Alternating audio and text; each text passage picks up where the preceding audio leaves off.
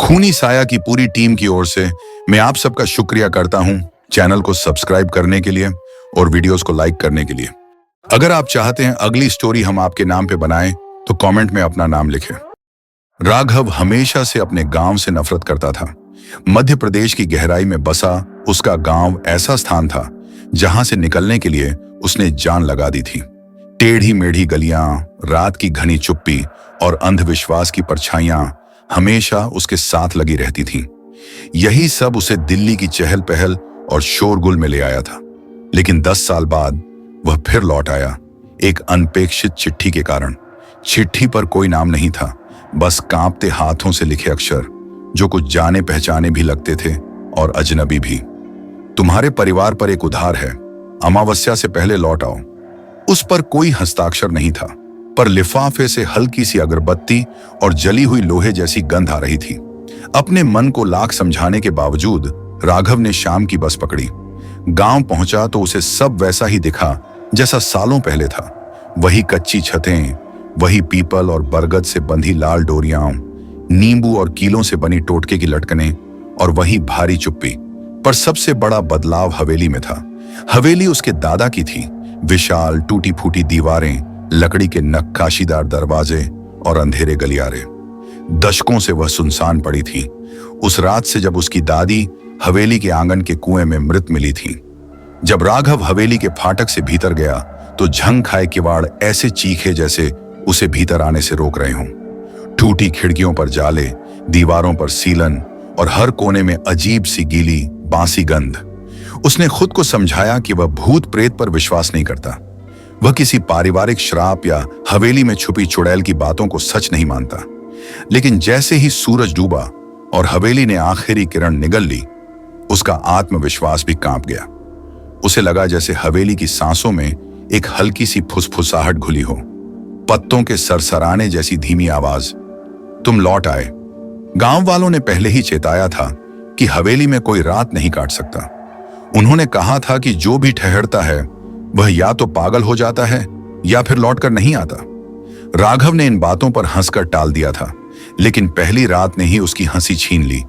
बिजली का कनेक्शन सालों पहले कट चुका था, इसलिए उसने पुराना लालटेन जलाया।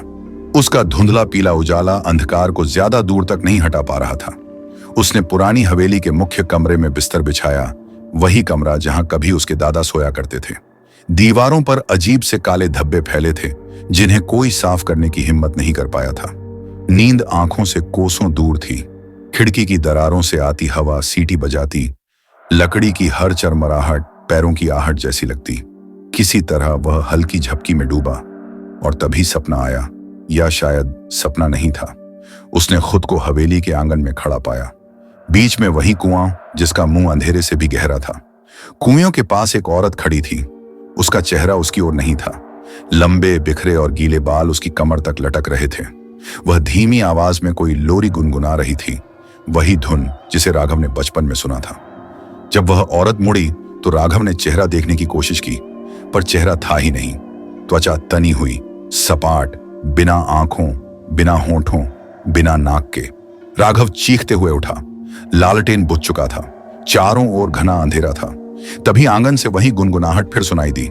सुबह की रोशनी डर कम करने के बजाय और भयावह चीजें दिखा रही थी। जिस दीवार पर रात को सिर्फ धब्बे नजर आते थे, वहां अब शब्द उभर आए थे, हल्के लेकिन साफ, किसी काले चिपचिपे द्रव से लिखे शब्द। तुम यहां से जा नहीं सकते।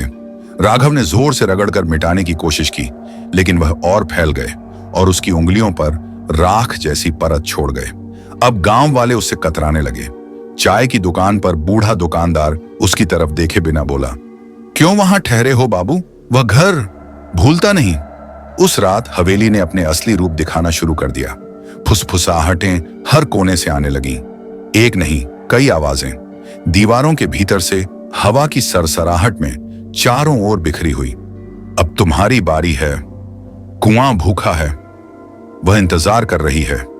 राघव ने कानों पर हाथ रख लिए, पर आवाजें उसके भीतर गूंज रही थीं, मानो हवेली उसके दिमाग में घुस गई हो। तीसरी रात उसने पाया कि उसका बिस्तर पूरी तरह गीला था। ठंडा, कीचड़ भरा पानी जैसे कुएं से निकलकर सीधे उसकी खाट पर बह आया हो। अब सहना मुश्किल था। उसने ठान लिया कि कुएं में झांकेगा, शायद सामना करने से डर मिट जाए। आंगन हवेली के बाकी हिस्सों से ज्यादा ठंडा था। कुआं सामने ऐसे खड़ा था जैसे कोई छम हो। उसकी काई जमी दीवारें फिसलन भरी थीं। राघव ने कांपते हाथों से लालटेन कुएं में झुकाई। पहले तो सिर्फ अंधेरा दिखा, फिर हरकत, लंबे गीले बाल जो पानी में तैर रहे थे, जैसे कोई भीतर से उसे देख रहा हो। राघव लड़खड़ाया, पीछे हटा। तभी उसे जमीन बदलती लगी। आंगन की ईंटें अब पत्थर नहीं थीं, हर टाइल एक चेहरा थी। सैकड़ों चेहरे, खुले मुंह, मौन चीखों के साथ। उसने पलकें झपकाईं, सब गायब। पर दिल अब और मानने को तैयार नहीं था। दिन और रात का हिसाब छूट गया। हवेली अब सांस लेती, उसके साथ जीती जागती लगती थी। दीवारों के दाग धीरे धीरे आकार लेने लगे, हाथ, बाजू, उंगलियां मानो उसे पकड़ने बढ़ रहे हों। रात को वही औरत उसके पलंग के पास खड़ी होती, हर बार और नजदीक। राघव समझ गया कि गांव वाले सही थे, वह पागल हो रहा था, या शायद हवेली उसे सच्चाई दिखा रही थी। चिट्ठी ने लिखा था, अमावस्या से पहले लौट आओ। और अब अमावस्या आ चुकी थी। हवेली पहले से भी ज्यादा अंधेरी थी। गलियारे ऐसे मुड़ते जैसे कहीं खत्म ही ना हो। हर दरवाजे के पीछे सिर्फ और साए। हर फुसफुसाहट अब चीख बन चुकी थी। वह कब और कैसे आंगन में पहुंचा उसे याद नहीं। कुआं उसके सामने था, वही औरत भी। और इस बार उसने बोल दिया, तुम्हारे परिवार ने मुझे खिलाया, तुम्हारी दादी, तुम्हारी मां, अब तुम्हारी बारी है। जमीन कांपी, आंगन की टाइलों पर बने चेहरे तड़पने लगे। हवा हंसी, चीख और फुसफुसाहट से भर गई।